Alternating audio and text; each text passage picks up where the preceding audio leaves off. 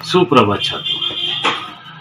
आज हम साहित्य सागर इस पाठ में कक्षा 10 के लिए एक नए पाठ की पढ़ाई करने जा रहे हैं। पाठ का नाम है दो कलाकार। पाठ का नाम है दो कलाकार। दो कलाकार यह पाठ श्रीमती मन्नू भंडारी जी ने लिखा है।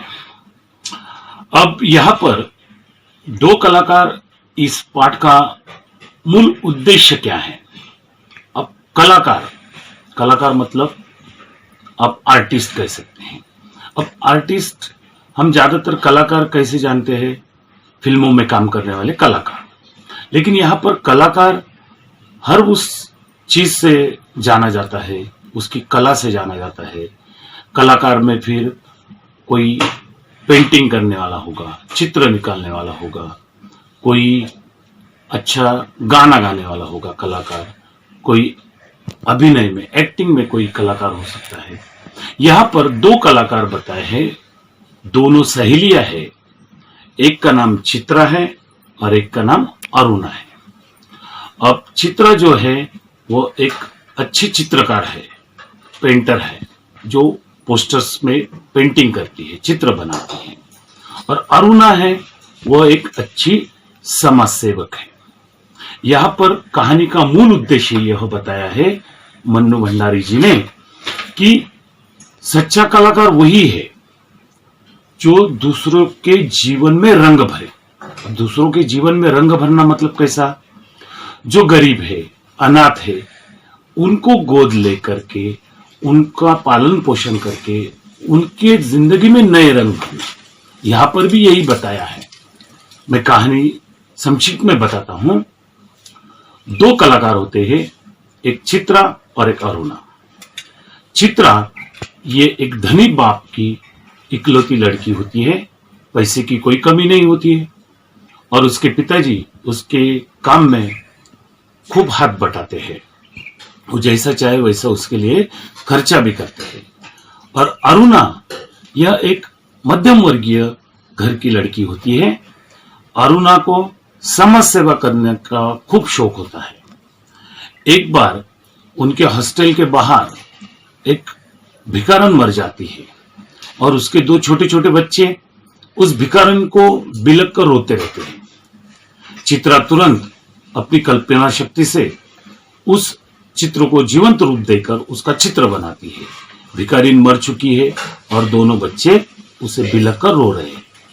उस चित्र से चित्रा को काफी प्रसिद्धि भी मिलती है, बाहर देश में उससे पुरस्कार भी मिलते हैं। लेकिन यहां पर जो अरुणा होती है समाज सेविका, वो उस भिखारिन के दोनों मरी हुई भिखारिन के दोनों बच्चों को गोद लेती है और उन्हें अपना नाम देकर पाल पोस कर बड़ी करती है।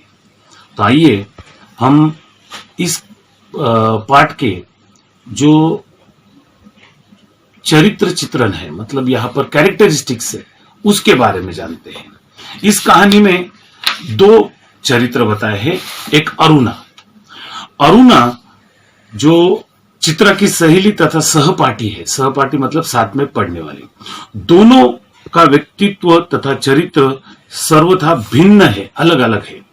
उनके जीवन का उद्देश्य, जो अरुणा है उसके जीवन का उद्देश्य है समाज के निर्धन, असहाय तथा शोषित वर्ग, जो पिछड़ा वर्ग है, गरीब वर्ग है, उसकी सहायता करना है। अरुणा समाज सेवा के निचले वर्ग के बालकों को, मतलब जो गरीब लोग हैं, उन बालकों को समय निकालकर पढ़ाती भी है। वह जो नौकर होते हैं, सिक्योरिटी गार्ड, जमादार, चपरासियों, इनके बच्चों को पढ़ाती है और उनके दुख को देखकर वह गहरे दुख में डूब जाती है, इसलिए उन्हें शिक्षित करती है। अरुणा के अनुसार चित्रा की ऐसी जो कला है, पेंटिंग है, किसी काम की नहीं, जो आदमी को आदमी न रहने दे। अरुणा के अनुसार व्यक्ति की सही पहचान है कि उसे केवल कल्पना में खोए रहकर चित्र बनाने में संलग्न नहीं रहना चाहिए, अपितु वह दीन दुखियों की चिंता भी करे। और अरुणा के जीवन का मूल उद्देश्य समाज में जो निरक्षरता है उसको मिटाना है और जो दूसरों पर आश्रित जो महिला है उनका कुछ हुनर सिखाना, उन्हें जीवन के तरीके सिखाना, जिससे कि वे कुछ कमाने लायक बने और अपने पैरों पर खड़े हुए। अरुणा बाढ़ पीड़ितों की सहायता के लिए भी चंदा इकट्ठा करती है और तथा 15 दिनों में लौट कर आती है। उसने अपनी परीक्षा की भी चिंता नहीं की। अरुणा की संवेदनशीलता की उच्चता इसी बात से प्रमाणित होती है। संवेदनशीलता मतलब सेंसेशन उसका, कि उसने जो मरी हुई भिखारन होती है उसके मृत्यु के बाद उसके 2 अबोध बालकों को अपना लिया। जब काफी दिनों के बाद वह इस बच्चों के साथ चित्रा से मिली तो चित्रा ने जब उसे पूछा ये बच्चे कौन हैं, तो पूछने पर उसने उन्हें अपने बच्चे बताया। यहां पर दूसरा चरित्र चित्रण है, कैरेक्टरिस्टिक्स चित्रा की। चित्रा एक धनी पिता की इकलौती बेटी है और चित्र बनाना उसकी एकमात्र उसकी हॉबी है, शौक है। वह दिन रात रंग और तुलिका मतलब ब्रश लिए हुए चित्र बनाने में व्यस्त रहती है। उसे दिन दुखियों से, समाज के गरीब लोगों से कोई लेना देना नहीं है। यदि कहे कि उसमें भावुकता तथा संवेदनशीलता नाम मात्र भी की थी, उसे अपनी सहपाठी अरुणा का समाज सेवा के कार्यों में व्यस्त रहना, कुछ बच्चों को, गरीब बच्चों को पढ़ाना, साक्षर बनाना, तो ये केवल एक ढोंग लगता है, क्योंकि उसका मानना था कि 10-20 औरतों और जो गरीब बच्चों को सिखाकर कमाने लायक बनाने से इस समाज की गरीबी नहीं मिट सकती। 10-20 बच्चे पढ़ देने से देश की गरीबी, निरक्षरता मिट नहीं सकती। जब तक समाज का ढांचा नहीं बदला जाता तब तक कुछ भी नहीं होगा, ऐसा चित्रा का मानना है। अरुणा से वैचारिक मतभेद होते हुए भी वह दोनों आपस में काफी गहरी मैत्री रखती है। सारा हॉस्टल इन दोनों की मित्रता से ईर्ष्या करता है। ईर्ष्या करना मतलब जलन पैदा होना। जब अरुणा के बीए के इम्तिहान थे तो उसका कुछ ध्यान रखा था और अरुणा अक्सर चित्रा को डांट दिया करती थी, पर चित्रा ने कभी इस बात का बुरा नहीं माना। हॉस्टल छोड़ते समय उसकी आंसू भरी आंखें अरुणा को ढूंढती रही। तो आइए छात्रों, हम जो पाठ है 2 कलाखनी है। आइए छात्रों, पाठ का पठन करते हुए आगे बढ़ते हैं। ए रूनी उठ कहते हुए चादर खींचकर चित्रा ने सोती हुई अरुणा को झुझोक कर उठा दिया। मतलब यहां पर जो अरुणा है उसे चित्रा रूनी कहकर पुकारती है और अरुणा सोई है और चित्रा ने उसे हिला हिला कर उठा दिया। चादर खींचकर चित्रा ने सोती हुई अरुणा को झुझोक कर मतलब हिला हिलाकर उठा दिया। तब अरुणा गुस्से में आकर कहती, अरे क्या है? आंखें मलते हुए तनिक खिजलाहट मतलब गुस्से से भरे स्वर में अरुणा ने पूछा, चित्रा? इसका हाथ पकड़कर खींचती हुई ले गई और अपने नए बनाए हुए चित्र के सामने ले जाकर खड़ा करके बोली, देख मेरा चित्र पूरा हो गया।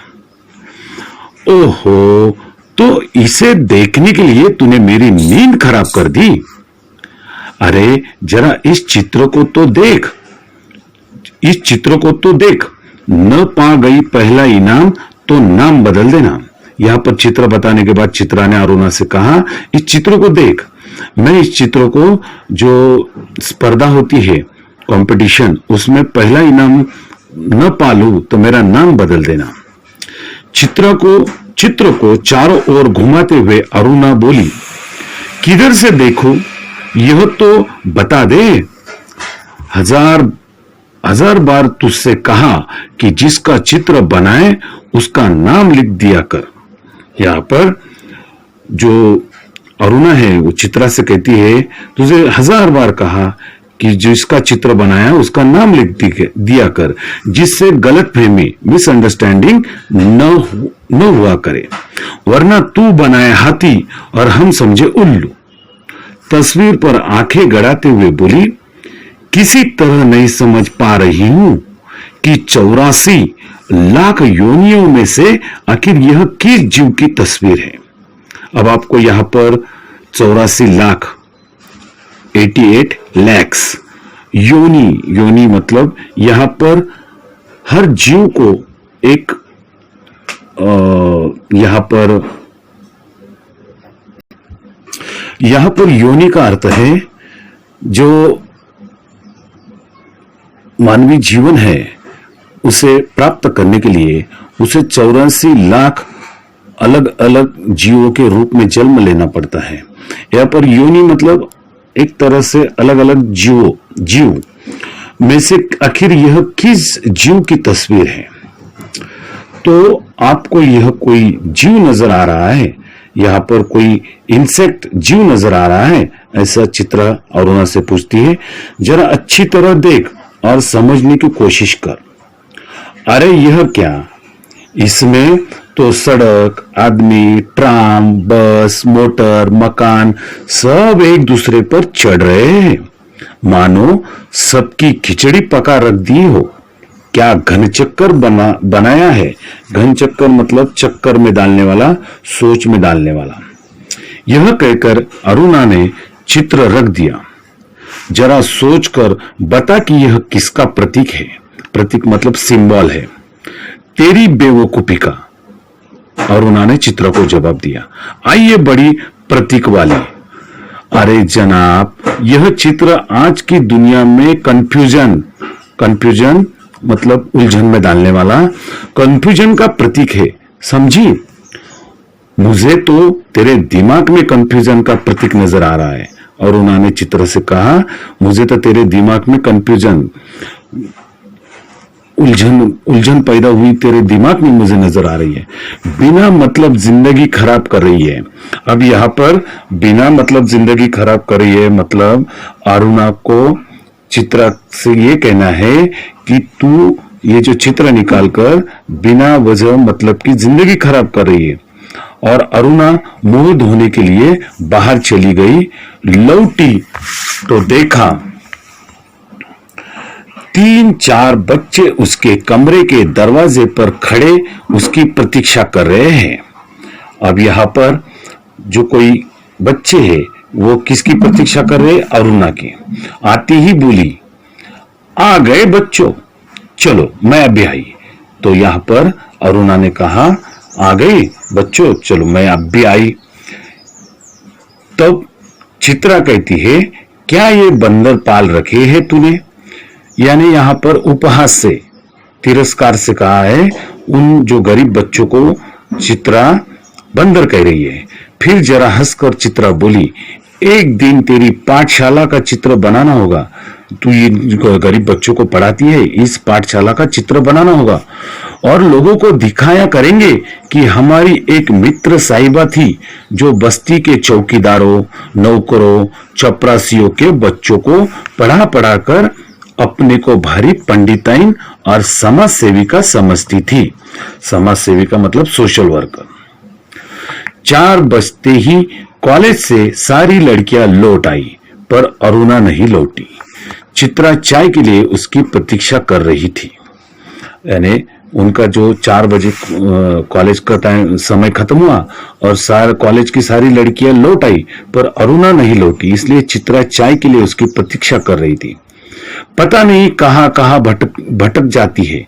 चित्रा ने अरुणा के बारे में कहा, पता नहीं कहां भटक जाती है, बस इसके पीछे बैठे रहो उसका इंतजार करते हुए। अरे क्यों बड़बड़ कर रही है? ले मैं आ गई, चल बना चाय, मिलकर ही पिएंगे। तो यहां पर चित्रा अरुणा आ गई और चित्रा से कहती है, चल बना चाय, अपन मिलकर पिएंगे। अरे तेरे मनोज की चिट्ठी आई है। यहाँ पर मनोज जो है, यहाँ पर कोई ज्यादा आगे उल्लेख नहीं है, लेकिन मनोज कोई ये जो अरुणा है उसके परिचित व्यक्ति का नाम है। और चित्रा कहती है, तेरे मनोज की चिट्ठी आई है। अरुणा लिफाफा फाड़कर पत्र पढ़ने लगी। जब उसका पत्र समाप्त हो गया तो चाय पीते पीते चित्रा बोली, आज पिताजी का भी पत्र आया है। लिखा है जैसे ही यहाँ कोर्स समाप्त हो जाए मैं विदेश जा सकती हूँ। मैं तो जानती थी पिताजी कभी मना नहीं करेंगे। यहाँ पर चित्रा ने अरुणा से कहा उसके पिताजी का भी पत्र आया है और पत्र में क्या लिखा है कि यहाँ का कोर्स समाप्त होने के बाद तू विदेश जा सकती है। अब यहाँ पर जो अरुणा है वो चित्रा से कहती है, हाँ भाई, धनी पिता की इकलौती मतलब यहाँ पर जो एकमात्र संतान, इकलौती बिटिया ठहरी। तेरी इच्छा कभी टाली जा सकती है, पर सच कहती हूं मुझे तो सारी कला इतनी निरर्थक बना मतलब बिना कोई मतलब के, निरर्थक लगती है, बिना अर्थ के। निरर्थक मतलब बिना अर्थ के। इतनी बेमतलब, बिना मतलब की लगती है कि बता नहीं सकती। यहाँ पर अरुणा चित्रा के बारे में कहती है कि तेरी जो भी कला है वो निरर्थक है, बिना अर्थ की है और बेमतलब की है, बिना मतलब की है। किस काम की ऐसी कला? यहाँ पर अरुणा कहती है ये जो कला है, ये आर्ट है, वो ऐसी किस काम की जो आदमी को आदमी न रहने दे? अरुणा आवेश में बोली। तो यहाँ पर तो तू मुझे आदमी नहीं समझती क्यों? चित्रा ने अरुणा से पूछा। तुझे दुनिया से कोई मतलब नहीं, दूसरों से कोई मतलब नहीं, बस 24 घंटे अपने रंग और तुलिकाओं में डूबी रहती है, कलर और ब्रश में डूबी रहती है, मतलब चित्र निकालती रहती है। दुनिया में कितनी बड़ी घटना घट जाए, पर यदि उसमें तेरे चित्र के लिए आइडिया नहीं तो तेरे लिए वह घटना कोई महत्व नहीं रखती।